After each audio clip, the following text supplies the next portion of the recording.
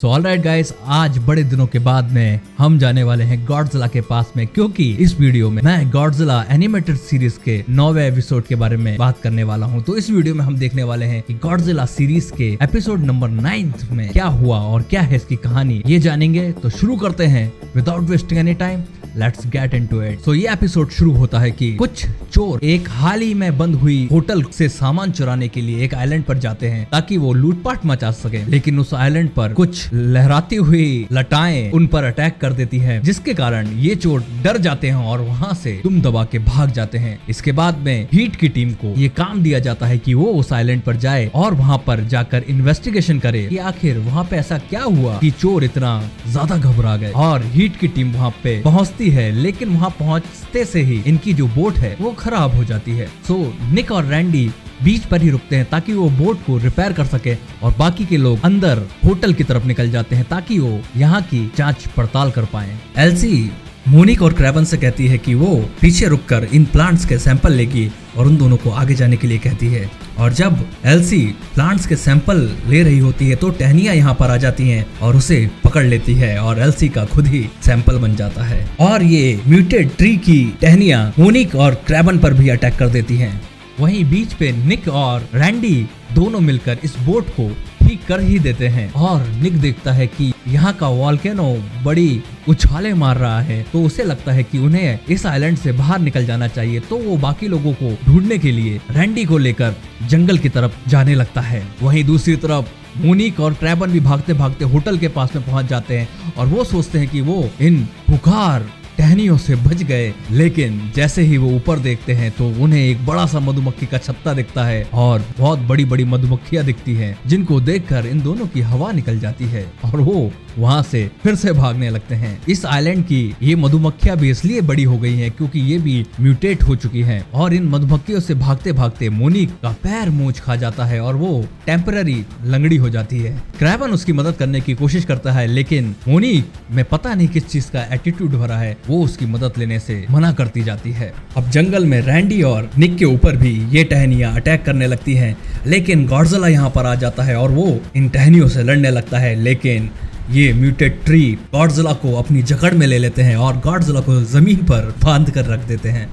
वहीं दूसरी तरफ रैंडी और निक गॉडजिला को इन ब्रांचेस से फ्री कराने की कोशिश करने लगते हैं और निक एक लेजर गन डेवलप कर लेता है और वो इन ब्रांचेस को जला देता है, जिससे गॉडजिला फ्री हो जाता है और फिर से वो इन म्यूटेड ट्रीज से लड़ने लगता है। और निक और रैंडी को भागने का मौका मिल जाता है, लेकिन जैसे ही ये भागते हैं एक बड़ी सी मधुमक्खी आकर रैंडी को वहां से उठाकर ले जाती है। अब निक यहाँ पर अकेला रह जाता है और निक भागते हुए जंगल में जाता है तो वो देखता है कि एल्सी भी ऊपर फंसी हुई है, तो वो अपनी लेजर गन का यूज करके उसे बाहर निकाल देता है और ये दोनों अब होटल की तरफ भागते हैं और इनके पीछे पेड़ की शाखाएं लगी होती है, लेकिन गॉडजिला वहां पर आकर इन्हें बचाता है। लेकिन जल्दी ही गॉडजिला के ऊपर भी ये बड़ी बड़ी मधुमक्खियां आकर अटैक करने लगती हैं। वहीं होटल के पास में क्रैबन और मोनिक अपनी जान बचाते बचाते रैंडी को ढूंढ लेते हैं और रैंडी को मधुमक्खी के जाल से बाहर निकाल लेते हैं। और यहीं पर क्रैबन नोटिस करता है कि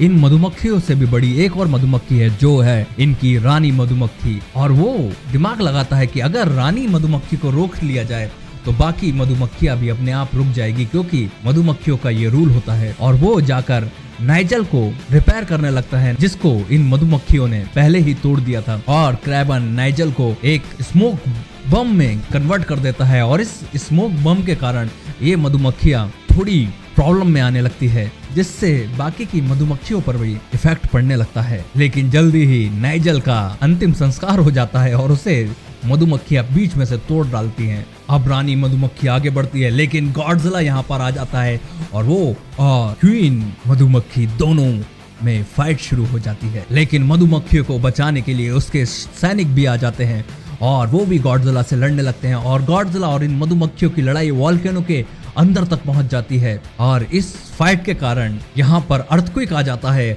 और वॉल्केनो तैयार हो जाता है फटने के लिए। ये देखकर हीट की टीम की भी फट जाती है और वो भी जल्दी से जल्दी यहाँ से भागने की तैयारी करने लगते हैं और ये भागकर बीच पर जाते हैं और अपनी नाव में बैठ जाते हैं। वहीं दूसरी ओर गॉडजिला रानी मधुमक्खी से लड़ाई करने में व्यस्त है और इसी बीच में ज्वालामुखी पूरी तरीके से फट जाता है और वो अपने साथ में इस आइलैंड को और सारी की सारी मधुमक्खियां और रानी मधुमक्खियों को भी निगल जाता है।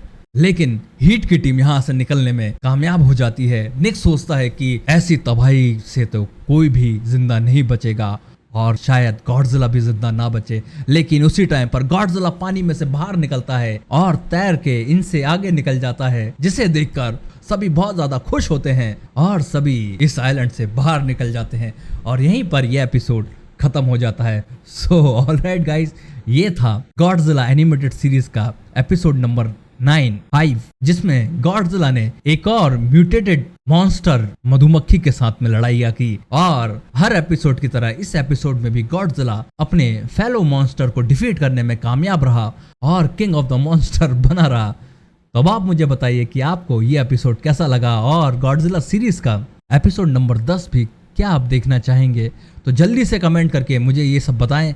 एंड फिलहाल इस वीडियो में इतना ही, मिलते हैं नेक्स्ट और नए वीडियो में। जब तक के लिए टेक केयर गाइस।